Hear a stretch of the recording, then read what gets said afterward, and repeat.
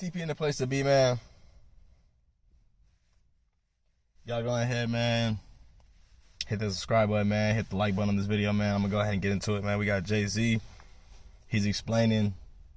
He's having a conversation with Alicia Keys. He's explaining, the rap business and kind of why things are the way they are. So I just want y'all to kind of tap in, get y'all comments ready, man. Go ahead and drop a comment in the comment box if you've already watched this video. If you have any questions, comments, concerns, we're gonna go ahead and get into it. The music labels and the music business should be to facilitate art and to enhance that, to help you to get your music heard by a wider audience. And if y'all done fired it up already, man, y'all wrong, man. I'm finna fire it up right now. We're finna get into it. Yeah, man, Jay-Z, he dropping some jewels in this one. So, and he don't normally get on stuff and actually have conversations that, we barely hear from Jay, to be honest with you. So the fact that we do get a chance to hear what he's saying and a little bit his little jewels that he dropping in this situation, somewhat important to people who want to be in the music industry, a part of the music business, things like that. So without further ado. It's that to help you to get your music heard by a wider audience. And the music business should be to facilitate art and to, enhance that, to help you to get your music heard by a wider audience. So that's the attitude that you have to have coming in, or you should be independent. I see guys like Left on here. I feel like, I didn't create the independent manual, but I definitely added some major chapters. So to see people, going about their business the way they are now and being like aware and being astute about,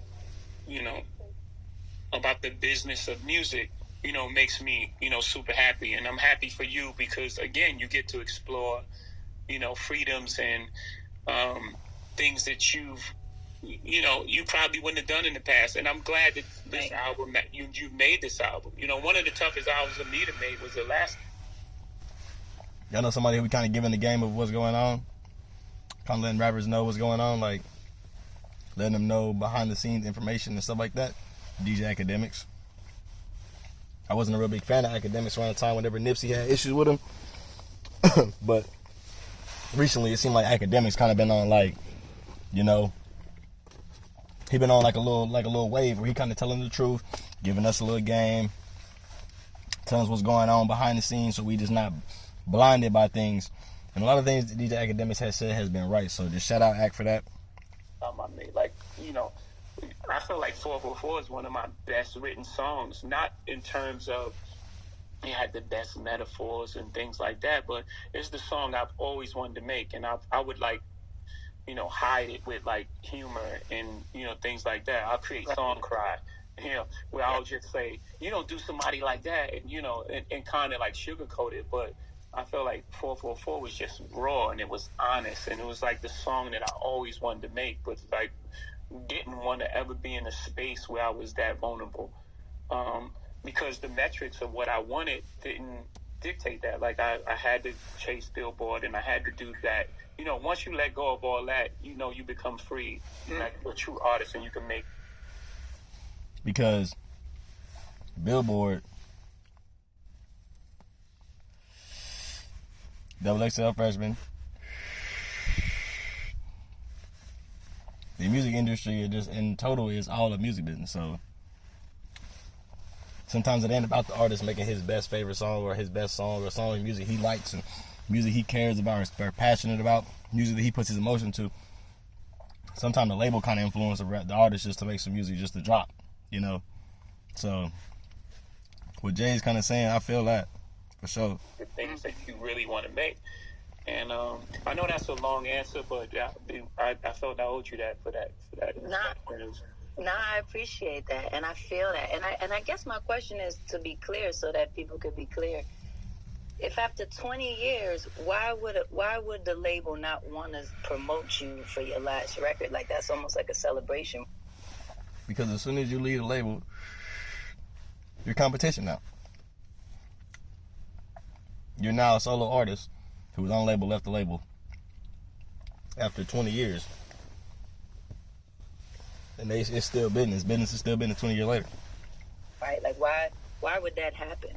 Well, two things. Another great question. Labels are not taught to like. So you would think we've done this relationship. We've had this great relationship for 20 years. Let's all celebrate. But it doesn't behoove a label to for two reasons. And this is just, man. Again, I'm not anti-label. I'm just pro-artist. Right. I think that I think it's clear to say that because people run with narratives. I just want to be super clear with my intentions, and what I'm saying is, people oftentimes do what they're taught, not what's right. So if someone taught you that it's not great business to promote an artist on their way out, that's no longer going to be with you, because the next round of artists may look and think, oh wow, Alicia was successful without them, maybe I'll be successful without them. You understand what I'm saying? Yeah. So it's not about feelings or emotion. It's about protecting a business that's in a place that some people, not all, but some people like the way it operates today. So there is no incentive in it for the record label to promote you. And that's just how I felt on my last album. I felt like there's no incentive in it for them to promote my last album because I'm not going to be with them. So they're going to make me a bigger artist to go to another label. Right? Yeah. Right. That doesn't make sense for them business-wise. For you're saying, yeah, but this is a celebration of, the time that we've been together. For them, they're doing things that, most of the time, they're doing things that they've been taught. I'll just give you an example. I'm skipping around it, so it sounds vague, but it's a real example. So at some point in Doug and I's negotiation, in his office, it's just me and him in the office, and we were $1 million apart on the number that I was going to buy this album back from. And I had said, man, we've had a great career together. We've made a lot of money. We've had a lot of fun. I'm not going to fight you over $1 million. And he said, I'll fight you. Believe that shit? Now listen. Think about this. I don't know how old I was. I don't know, late 30s maybe. And he's maybe about 79, 80.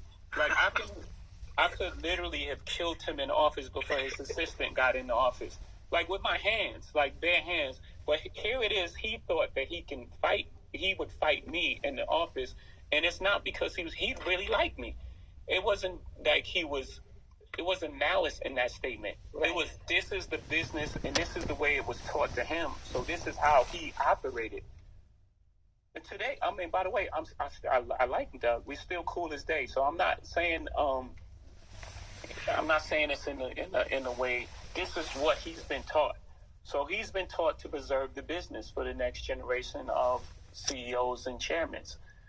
And that's the answer to your question of why they wouldn't do it. Because in their mind, they've been taught to preserve a business that works for them. And I just think we need to evolve. Man, evolve as a human. Everything else is evolved, right? A group chat can now be had. We're having a group chat right now. We're having when you used to click one person in and y'all three-way, y'all talk to people. Yeah. We're talking to unlimited people because technology has evolved to that point. And I think that the music business needs to evolve to that point. Like I'm sure there's language in your contract and a lot of people's contract that was in Chuck Berry's contract. Right. On me. All types of 360s. Rappers trying to get out rappers trying to buy their way out their deal. We done heard about a lot of rappers trying to buy their way out their deal. Having issues with their albums, having issues with labels, having issues with people not dropping their stuff, having issues with people not getting behind them. Problems with the deal later on, problem with the contract later on, all that type of stuff. So, man, one thing for sure, man, is if you a new upcoming artist, trying to get you some money, you, like he was saying, you really need to focus a lot on the music itself and make some good music. Instead of trying to chase the billboards, I understand give views, because views can be money, you know, if you're an artist. But understanding that it's about more of the artistic thing about it and kind of giving that expression to it is the reason why you should stay independent versus just trying to find a label. And Jay-Z said it himself, man. That's Jay himself saying it, bro. And we know how much, you know what I'm saying? We know how much he worth. Like, so, yeah, just go ahead and tap in, man. Go ahead and get your mind right. Man, like, for real. Get out the way. You know, stay independent. You know, stay protected. Make good music. Invest into yourself. Invest into your team. Invest into security. Invest into your image. You know, I'm not even saying, you know, if you're a black man, just be a rapper. Cause this could transfer over into different industries.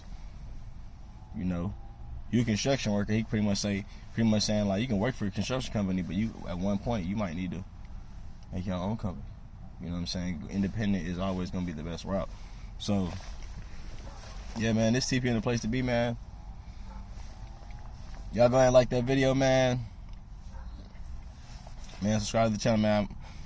I'll make sure and drop more content, man, before the year ends, man. We're gonna get back at it. I'm gonna get back at y'all in the next one, man. Y'all stay out the way.